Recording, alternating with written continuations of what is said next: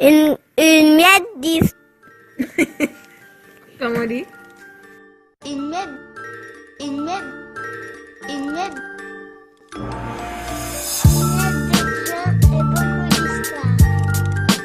Une miette de gens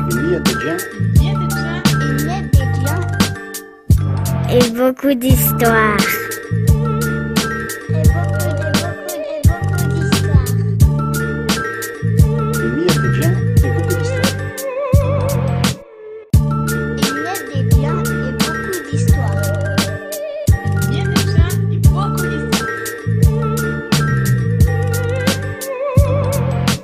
Une miette de vin et beaucoup d'histoires. Épisode 10.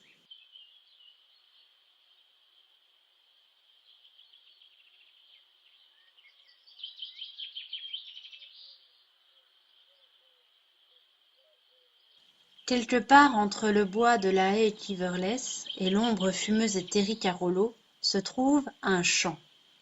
Ce champ, les gens du village l'appellent Lehi. Lehi comme abandonné.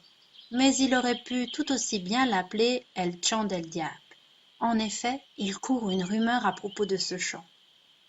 On raconte qu'un jour, le diable a eu la grande chance de devenir père de 7 petits diablotins. Les septuplés, tout aussi malicieux que leur père, font nombre de bêtises, mais aussi un boucan d'enfer. Et oui, tout se multiplie par 7, et les joies et les peines. Le patriarche, un soir, n'y tenant plus, expédie sa progéniture sur terre. Là, très vite, les enfants rouspètent. Et qu'il fait chaud, alors petit papa change de lieu. Et qu'il fait froid, alors petit papa les déplace ailleurs. Et qu'il pleut, alors petit papa les emmène autre part. Et qu'il vente, et ainsi de suite sans jamais tous les satisfaire. C'est le diable, certes, et il est difficile d'avoir de la peine pour lui, mais quand même, cela va durer pendant des mois et des années. Que peut-il faire pour avoir enfin la paix? Une nuit, alors qu'un des diablotins hurle à la lune son désespoir et sa haine envers son père, Lilith, la mère des petits démons et épouse du diable, dit « Enfin, Belzé, quand vas-tu trouver une solution? Je n'en peux plus de les entendre se plaindre. C'est parler, voyons, et trouve pour chacun un lopin de terre où ils seront bien si tu ne veux plus les avoir à la maison. » Mais bien sûr, ma diablesse adorée, tu as raison, les séparer. Pourquoi n'y ai-je pas pensé avant? C'est ainsi que Lucie élut domicile dans le champ de Firmin. Elle le trouve à son goût. Il y a de l'ombre donnée par les grands peupliers. Il y a du soleil dans les espaces dégagés. Un petit ruisseau coule au bout de la parcelle. Des fleurs, de l'herbe tendre où s'allonger. Puis Firmin est vieux et ne s'occupe plus vraiment du terrain. Personne ne viendra la déranger ou tenter de la déloger par un quelconque exorcisme. Le temps passe pourtant, et cette tranquillité la lasse, l'ennui la ronge. Que faire de ces longues journées sans ses frères et sœurs? Une occasion de se distraire se présente avec Toine. Toine passe déjà depuis plusieurs semaines devant le champ. Il s'arrête quelques instants, soupire et repart. Lucie sait à quoi il rêvasse. Lorsque les yeux perdus dans le vide, il s'arrête devant cette terre. Il rêve de la cultiver. Il sait que c'est une bonne terre d'où il pourrait tirer pas mal de bénéfices. D'autres dans le village le pensent aussi, mais n'osent s'y atteler. Pourquoi? À cause de la rumeur, celle qui flotte autour du champ. Il porte malheur. Les circonstances singulières de la mort de Firmin ne sont probablement pas étrangères à cette réputation. Effectivement, Firmin est mort d'une crise cardiaque en posant le pied sur son champ. Les hommes des pompes funèbres qui étaient allés le chercher sur ces terres ont eux aussi souffert d'un étrange mal, une horrible diarrhée qui les a cloués au WC jour et nuit pendant quelques jours. Personne à présent n'ose s'approprier ce lopin. La rumeur a bien des conséquences. Et que Lucie soit pour quelque chose ou pas dans cette affaire, libre à chacun d'en juger. Les faits pourtant sont là, et ce que je vais vous raconter ne va probablement pas arranger les choses.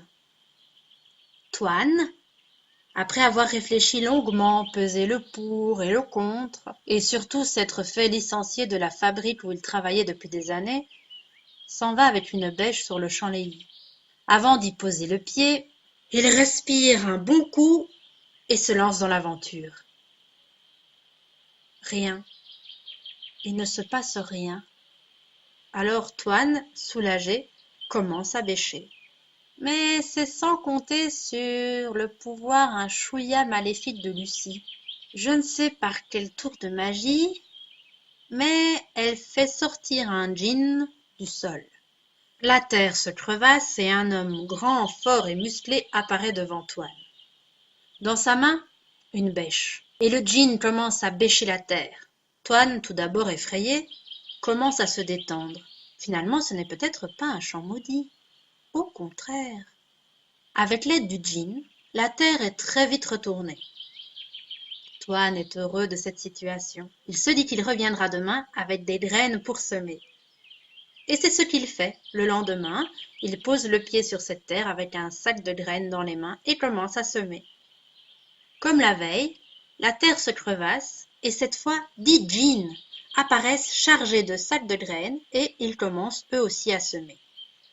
Là aussi, le travail progresse rapidement et Toine rentre chez lui content.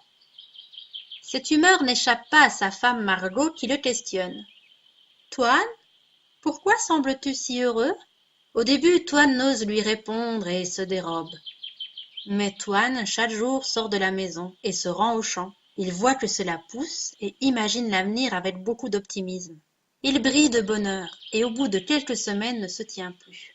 Il raconte tout à Margot. Margot ne réagit pas vraiment bien à l'aveu de son mari. Elle est superstitieuse et craint les foudres du bon Dieu. Elle supplie Toine de cesser de cultiver le champ. Toine se moque d'elle, mais pour avoir la paix, dit à Margot ce qu'elle veut entendre. « Oui, mon amour, plus jamais je ne cultiverai ce champ. » Soulagée, Margot reprend le cours de sa vie. Toine, lui, se rend chaque jour au champ pour surveiller ses plantations. Il sera bientôt le temps des moissons, et Toine se frotte déjà les mains. Mais c'est sans compter sur la malice de Lucie qui compte bien ne pas lui faciliter la tâche. Elle envoie une horde d'oiseaux affamés survoler la culture. Toine aperçoit la nuée, court à la maison chercher casseroles et louches et revient sur le champ effrayer les voleurs. Comme les autres fois, la terre se crevasse et 100 djinns sortent de la terre armés de casseroles et de louches. C'est un vacarme sans nom. Plus un oiseau à l'horizon et cela à des kilomètres à la ronde.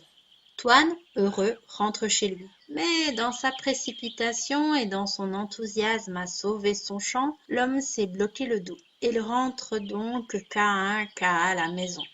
Margot s'inquiète de son état et l'oblige à rester au lit. Toine ne résiste pas, il souffre trop. Il s'inquiète pourtant pour son champ. Alors il appelle Bruno, son fils. « Oh, mon petit Colo, j'ai besoin de toi. Va au champ Léhy avec cette casserole et cette louche. Et si tu vois un oiseau, fais du bruit pour l'effrayer. Mais surtout, surtout, surtout, surtout, surtout ne mets pas le pied sur le champ. Tu me le promets ?» Bruno acquiesce et s'en va. Il arrive au champ, se poste en bordure et scrute l'horizon à la recherche de volatiles. Rien. Pas une plume, pas un insecte. Très vite il s'ennuie. Alors, pour passer le temps, il arrache un épi de blé du champ et s'en fait un sifflet. Mais la terre se crevasse et 1000 djinns apparaissent. Chacun arrache un épi et s'en fait un sifflet. Bruno, effrayé, recule et se retrouve impuissant face à ce spectacle. Pendant ce temps, le père inquiet s'est discrètement levé et chemine vers le champ. Il arrive au moment du drame et court vers les djinns. Bruno voit son père et le rejoint. Toine ne réfléchit pas et dans une énorme colère donne une claque à son fils. Trop tard, la terre se crevasse et 10 000 djinns sortent de terre et se positionnent en file indienne et donnent chacun une claque au fils. Le père, voyant Bruno transformé en punching ball, s'arrache les cheveux. Et la terre se crevasse et 100 000 djinns apparaissent et arrachent les cheveux de Toine. Margot suit de peu son mari. Elle l'a entendu sortir. Lorsqu'elle arrive au champ, elle voit son fils défigurer son mari chauve et tous ses djinns. Alors, sa première réaction est de pleurer de colère. et la terre se crevasse, et 1 million de djinns apparaissent et commencent eux aussi à pleurer de colère. Et les larmes coulent et se transforment en ruisseaux et en rivières, inondent le champ, le village, la région, l'eau se déverse et emporte tout sur son passage. Lucie rit, à gorge déployée, d'un rire sonore et tonitruant. Toine et sa famille ont été d'une grande distraction. Quel divertissement, mes amis! Cependant, comme tout caprice, cela ne réjouit qu'un temps. Et à nouveau, Lucie se lasse. Elle renvoie les djinns, laisse Toine chauve, Bruno édenté et tuméfié, Margot cernée et bouffie, et de nombreuses régions sous eau. Un courrier intercepté à l'époque s'étonne d'ailleurs de la situation. Cher Pierre, j'ai enfin le temps de t'écrire ces quelques mots. Nous allons bien. Ouf, il s'en est fallu de peu. Nous n'avons certes pas eu le temps de nous préparer à cette inondation qui est arrivée sans prévenir, mais nous sommes saines et sauves. Rassure grand-mère. Tout s'est passé très vite ici. La place verte, d'un coup, a été inondée, ainsi que 4 rues autour. L'église s'est retrouvée rapidement dans un espèce d'îlot. Une infiltration d'eau dans la digue de la Sambre canalisée s'est très vite élargie, et à cette heure du soir, elle a cédé. L'ancienne et la nouvelle Sambre se sont réunies dans un vacarme aquatique. Ce qui est assez perturbant, c'est que lorsque nous regardons au loin, nous avons l'impression d'être à la mer. De l'eau et des bateaux à perte de vue autour de nous. Drôle d'histoire que tout cela. Heureusement pour nous, nous avons trouvé refuge sur le bateau de Tom. Il nous a gentiment menés, maman et moi, en lieu sûr. Ne t'inquiète donc pas. C'est incroyable quand même. Tout ici est enseveli sous au moins 5 mètres. Nous l'avons échappé belle, mais nous sommes en vie. C'est ce que répète maman. Il nous faudra pour sûr de l'huile de coude pour retrouver notre maison et t'accueillir à nouveau, toi et ta famille. Mais rassure-toi, nous sommes bien entourés et la solidarité est de mise. Je t'écris au plus vite pour te donner davantage de nouvelles. D'ici là, prends soin de toi et des tiens. Donne un tendre baiser sur le front à grand-maman de notre part. Ta petite sœur, Jeanne. En ce qui concerne Lucie, bien loin des préoccupations de Jeanne, Pierre, Toine, Margot et Bruno, fatiguée de tant d'actions, elle est rentrée chez son père lui casser à nouveau les pieds et les oreilles.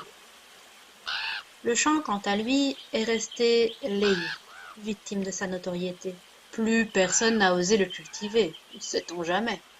Nous ne sommes pas à l'abri d'un diablotin qui s'ennuie dans les enfers, ou d'un père diabolique excédé. Après tout, ne tentons pas le diable, n'est-ce pas?